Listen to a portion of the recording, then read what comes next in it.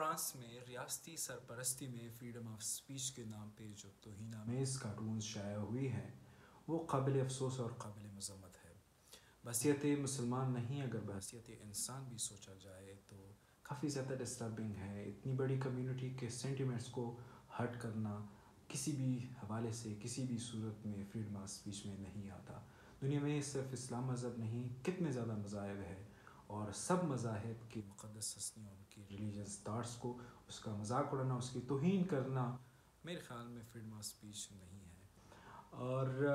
مسلمانوں کو لے کے اس طرح کے کارٹونز کیوں بنائے جاتے ہیں، مسلمانوں کے حوالے سے اس طرح کی ریاستی سرپرستی میں مختلف ویسٹ کے ممالک میں ایسا کیوں کیا جاتا ہے، یورپین کنٹریز میں کیوں کیا جاتا ہے، اور جگہوں پہ کیوں کیا جاتا ہے، اس بات پہ جب ہم سوچیں گے تو شاید ہمیں کسی نتیجے پہ پہنچ جائیں کہ وہ ایسا کیوں کر رہے ہیں۔ جو ہمارے وزیر اعظم صاحب کہتے ہیں کہ ویسٹ کو پتہ ہونا چاہیے ہمیں کتنی تکلیف ہوتی ہے، دنیا کو پتہ ہونا چاہیے ہمیں کتنی تکلیف ہوتی ہے، تو ارے بابا ان کو اس بات کا پتہ ہے کہ آپ کو تکلیف ہوتی ہے، ان کو اس بات کا پتہ ہے کہ آپ کو ٹھیس پہنچتی ہے، تبھی وہ ایسا کر رہے ہیں، ورنہ تو وہ باقی مذاہب بھی ہیں، ان کا بھی وہ مذاق اڑا سکتے ہیں، لیکن اگر وہ ایسا کر رہے ہیں تو ان کو اس بات کا پتہ ہے کہ آپ کو تکلیف پہنچتی ہے، اور جب آپ کو تکلیف پہنچتی ہے تو جو آپ کا غم و غصہ ہے، جو آپ کا ریئیکشن ہے، وہ ان کا اس وقت دنیا میں سب سے قیمتی سرمایہ جو ہے وہ مسلمانوں کا اس طرح کے واقعات کو جو رسپانڈ کرتے ہیں، وہ جس طریقے سے وہ ریئیکٹ کرتے ہیں، یہ ان کا سب سے بڑا سرمایہ ہے۔ پوری دنیا میں دہشت گردی کے نام پہ کتنی جنگیں ہو رہی ہیں، کتنے محاذ جو ہیں وہ گرم ہیں، سرد جنگ، گرم جنگ، پتہ نہیں کس قسم کی جنگ جو ہے وہ ہو رہے ہیں، انسان اس میں مر رہے ہیں، اسلحے اور دیگر کاروبار جو ہے ان کے چلتے رہتے ہیں، کتنی بڑی تعداد میں ریفیوجیز ہوتے ہیں، اور ریفیوجیز کے نام پہ پھر مختلف فنڈز قائم کیے جاتے ہیں، ادارے قائم کیے جاتے ہیں، اور at the end of the day جن لوگوں نے اس سے سرمایہ کاری کرنی ہوتی ہے، جن لوگوں نے فائدہ اٹھانا ہوتا ہے، وہ ان سے فائدہ اٹھا رہے ہیں، اور وہ دنیا میں، پوری دنیا میں انریسٹ کریٹ کر کے وہاں پہ اس سے جڑے اس کے جو کاروبار ہے اس سے وہ اس کے چل رہے ہیں۔ تو میرے خیال میں اس کا کس طرح رسپونڈ کرنا چاہیے، یا تو چلو ایکسٹریم پہ سوچا جائے کہ ایٹم بم گرایا جائے، یہ میں وہ انسان ہو کہ میں بالکل بھی جنگ نہیں چاہتا، وہ انسان ہو کہ میں کہتا ہوں کہ ایٹم بم گرانا چاہیے، لیکن اگر آپ ایٹم بم نہیں گراتے، جنگ کی جانب نہیں جاتے، تو پھر جس انداز میں ہم رسپونڈ کر رہے ہیں یہ طریقہ نہیں ہے۔ یہ سب سے بیسٹ طریقہ جو اس وقت مجھے دیکھنے میں آیا وہ سعودی عربیہ اور جو مڈل ایسٹ کنٹریز ہے، کہ آپ اس پہ سمبولک احتجاج کر لیتے ہیں، اور پھر آپ کو ایک نان ایشو، میں یہ نہیں کہتا اس میری بات کو کوئی مس کوٹ نہ کرے، لیکن ان کی اس پاگل پن کو، کہ ایردوان نے کہا ہے کہ پاگل پن ہے، تو آپ ان کی پاگل پن پہ پھر اتنی توجہ نہ دیں، کہتے کہ ایک پاگل نے ایک پاگل پن کیا تو ہم اس کی پاگل پن پہ کوئی توجہ نہیں دیتے، کہ بیسٹ طریقہ ہے۔ پوری دنیا میں مذاہب ہیں، اور مذہبی دہشت گردی اس وقت جو ہو رہی ہے وہ پھر اسلام کے سے ریلیٹڈ، یعنی وہ جو لوگ دہشت گردی کر رہے ہوتے ہیں وہ کسی نہ کسی طرح کے وہ اسلام کا لبادہ اڑے ہوئے ہوتے ہیں، تو اس کی وجہ کیا ہے؟ آج مفتی اعظم نے جو سعودی عرب کے مفتی اعظم ہیں انہوں نے بیان دیا ہے کہ ان واقعات کا، یہ جو توہین امیز واقعات ہیں، انبیاء کی توہین امیز واقعات ہیں، اس کا فائدہ دہشت گردوں کو ہوتا ہے، وہ اس کو اپنے مقاصد کے لیے پھر استعمال کرتے ہیں، تو یہ بہت ہی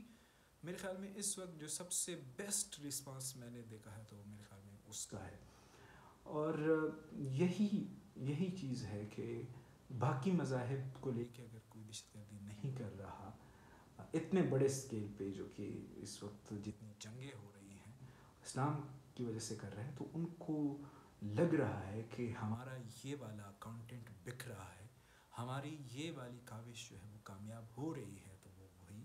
کام کر رہے ہیں۔ میں ہرگز اس طرح نہیں کہوں گا کہ ظاہر بات ہے انسان کو کافی تکلیف ہوتی ہے، لیکن اگر یہ مختلف طریقوں سے یہ مشتعل ہو جانا، اٹیکس کرنا، یہی وہ چاہتے ہیں کہ دنیا میں لوگوں کو بتائیں کہ مسلمان پر تشدد ہے، مسلمان دہشت گرد ہے، اور اس کے بعد لوگوں کو ڈرائیں کہ تم لوگوں کو اسلام سے خطرہ ہے، اور پھر جو مختلف جنگیں ہیں وہ چلتی رہیں اور ان کے کاروبار چلتے رہیں. وہ آج وہ ورلڈ کو اپنے اسلحے کا ایکسپورٹ کرنے والا ایک بہت بڑا ملک ہے. کافی زیادہ ممالک کے اسٹریٹجک جو ایسٹس ہیں، وہ جو ان کے دفاع کی جو ایسٹس ہیں، وہ جو ہے وہ فرانس سے لیتے. خود وہ ملک جو ترکی، جو کہ ان کو پاگل کہہ رہا ہے، وہ خود ان سے کافی چیزیں امپورٹ کر رہا ہے اور ان کو ایکسپورٹ بھی کر رہا ہے. سو وہ کافی زیادہ ایک اسٹرانگ اکانومی ہے، اور وہ اگر کچھ اس طرح کے اقدامات کر رہے ہیں تو ان کو پتہ ہے کہ اس سے ہمیں مقاصد حاصل ہونے ہیں. یہ ایک طرح کی ان کی انویسٹمنٹ ہے. تو اس طرح کے اسٹیٹ لیول پہ عمران خان صاحب کو اس طرح کے بیانات جب دیتے ہیں تو اس کو کنسلٹ کر دینا چاہیے. اور پوری دنیا میں آپ ابھی ایردوان جو ہے وہ اپنا مذاق بنایا ہوا ہے، تو پھر آپ بھی جو ہے وہ لوگوں کے مذاق کی وجہ بن جاتے ہیں. آپ کو کر دینی چاہیے. آپ نے دفتر خارجہ کی سطح پہ احتجاج کیا، آپ نے پارلیمنٹ میں احتجاج کیا. آج اگر آپ انٹرنیشنل لیول پہ نیوز کانٹینٹ دیکھتے تو جو یہ مسلمانوں کے احتجاج ہے، اس میں جو سب سے جو چیز وہ ہائی لائٹ ہے وہ پارلیمنٹ کا جو احتجاج، یعنی جو قرارداد پاس ہوئی ہے پارلیمنٹ سے، وہ اس کو سب سے اہمیت دی جا رہی ہے. تو یہ چیزیں سمبولک لیول پہ کی جاتی ہیں اور یہ ہونی چاہیے، احتجاج ہونے چاہیے. لیکن اس طرح کی جو جس طریقے سے رسپانڈ کیا جا رہا ہے، جو اپنے آپ کو تکلیف جو لوگ دے رہے ہیں، اور اس سے ان لوگوں کو تو کوئی نقصان نہیں ہوگا، لیکن یہاں پہ سوچ کافی متشدد ہو سکتی ہے. اور اس وقت جو خطے میں دہشت گردی کی ایک نئی لہر پیدا کرنے کی کوشش ہو رہی ہے، جب افغانستان میں پیس پروسیس جو ہے وہ انڈر وے ہے، اور یہاں پہ بھی جو ہے وہ معاملات خراب کرنے کی کوشش کی جا رہی ہے، ایسے وقت میں یہ جو متشدد سوچ پہ پیدا ہو جائے گی، جو غصہ ہمارا فرانس پہ ہوگا، خدا نہ کرے خدا نہ کرے، وہ ہم ابو بکر بغدادی کی صورت میں، اسامہ کی صورت میں، اس طرح کے ملا فضل اللہ کی صورت میں، کوئی منگل باغ کی صورت میں ہمارے لیے مقامی کوئی اس طرح کا ارطغرل پیدا نہ ہو جائے، جو کہ خدا نہ کرے غصہ فرانس کے حوالے سے ہے، وہ مقامی لوگوں پہ اتاریں. تو اس طرح کے معاملات پہ وہی کرنا چاہیے کہ انٹرنیٹ پہ کتنا زیادہ بلاسفیمس کانٹینٹ موجود ہے. سو انگریزی میں کہا جاتا ہے to not give a shit. ایک پاگل شخص کی پاگل پن کو آپ کیا کہیں گے، اور اس کی پاگل پن پہ وہ آپ کو گالیاں دے رہا ہے، وہ چاہتا ہے کہ آپ اس کی گالی کے جواب میں اس کو گالی دیں. تو اگر آپ اس کو گالی دے دیتے ہو تو پھر تو وہ اپنے مقصد میں کامیاب ہو گیا. سو جس مقصد کے لیے وہ ایک کارٹون شائع کر رہے ہیں وہ آگے بھی کریں گے. اگر آپ کتنا بھی ان کو سمجھائیں گے وہ کرتے رہیں گے. وہ ایسا کر چکے ہیں. آپ بائیکاٹ پہلے بھی کر چکے تھے تو اس سے بھی ان کا کچھ نہیں بگڑا. اب اگر کریں گے اس سے اب بھی کچھ نہیں بگڑا.